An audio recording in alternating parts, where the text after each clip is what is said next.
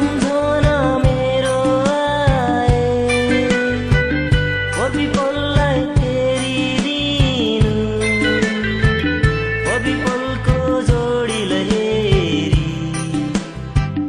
तिम्रो एक्लो मन बुझाउनु भाग्य सबको यस्तै हो प्रिय तिमी अभागी नठानिदिनु भाग्य सबको यस्तै हो प्रिय तिमी अभागी नठानिदिनु मरिलानु के नै छ बाँची